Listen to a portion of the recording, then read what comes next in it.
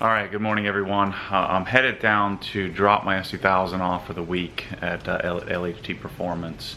And I'll talk to you a little bit as we're driving here and I vlog this day.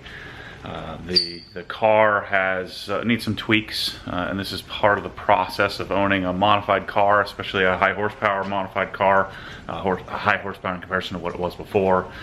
I think the clutch just needs adjusted, so I'm going to take the car down there, have John go over it. I was going to wash it and get it all prepped. I'm glad I didn't, because it's been raining here every single day for the last 2 weeks, which is really odd for Florida. So anyway, let's get the car ready to go. I'm going to jump in it and drive it down to Tampa, and which is about 2 hours away. He's actually in Pinellas Park, which is in south of Tampa near Clearwater. And I'm gonna rent a car and drive a crappy rental car home. I was gonna trailer it, but it's just way easier to drive the car and then grab a rental car and come home one way. So the RS is over at the garage. The S2000 fits so nicely into the big bubble. Since I've gotten cats, they've been hanging out here quite a bit.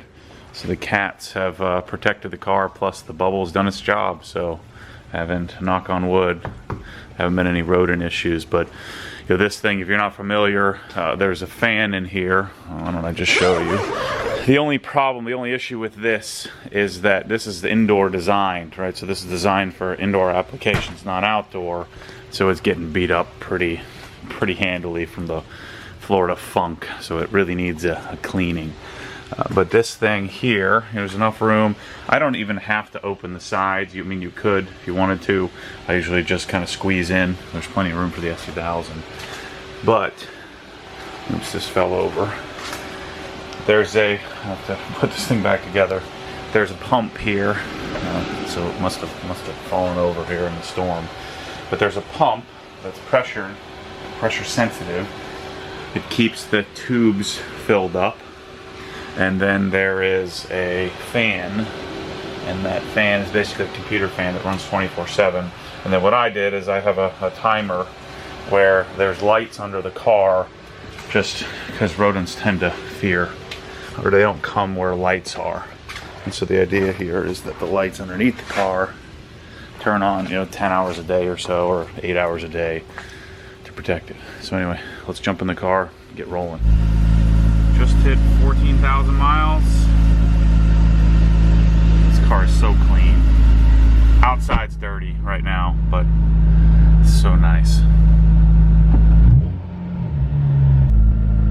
It's an hour and 55 minutes. I'll be there around 10:30.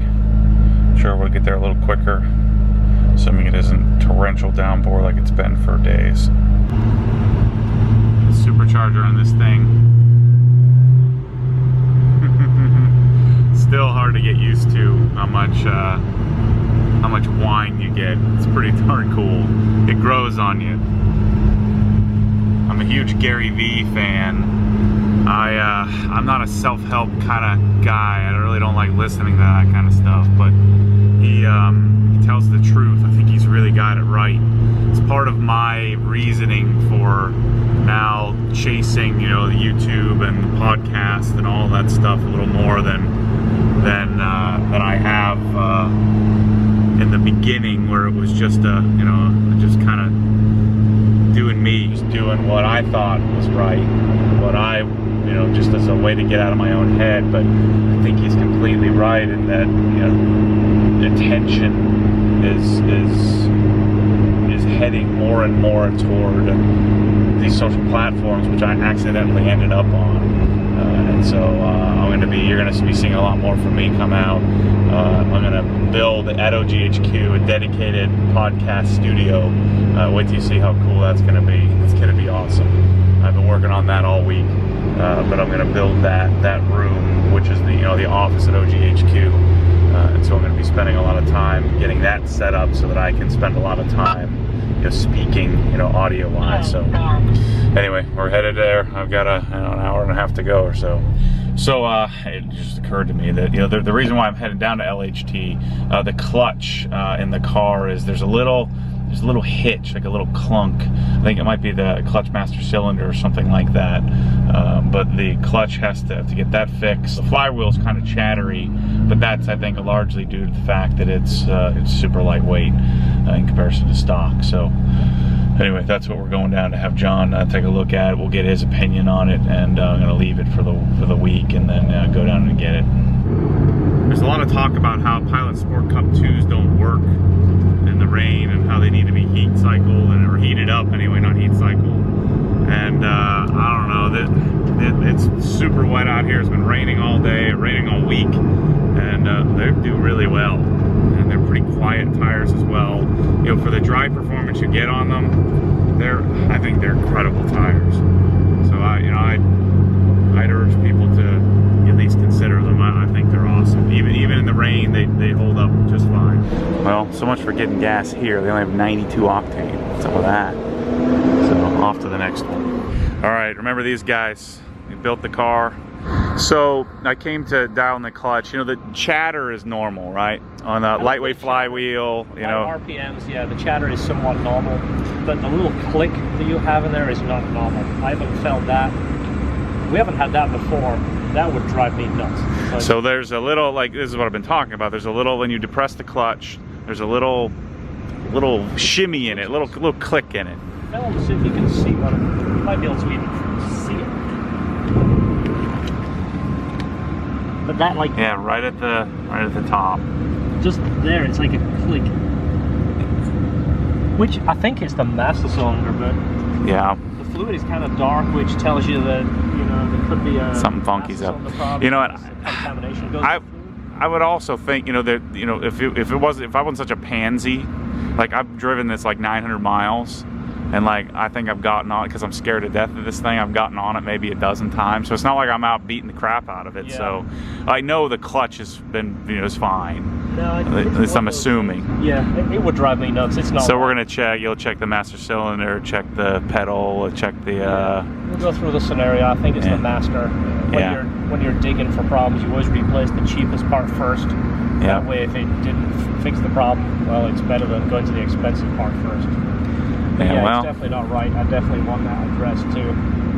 I just drove it 2 hours and we made it here just fine. So I don't think anything's broken. I think it just needs. It's just not quite right. We want it perfect. Yeah, I don't do quite right.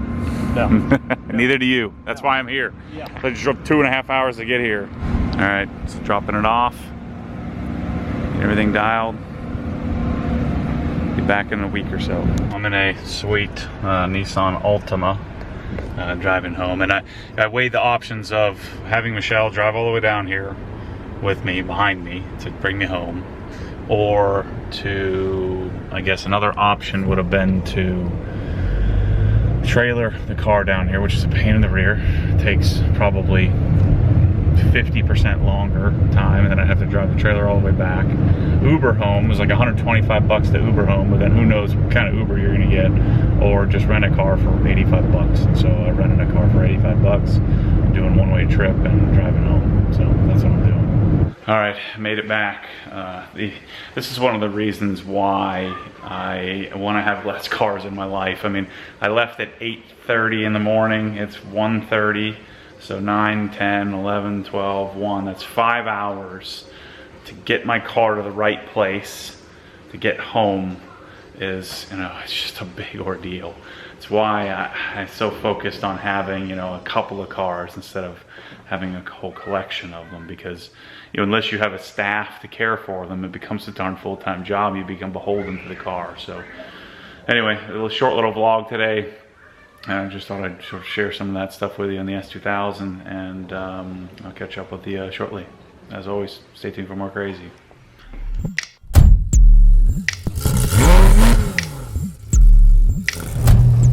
Because what happens when the force pulls you back, your foot naturally comes off the gas. You have to keep your foot to the floor, foot to the floor.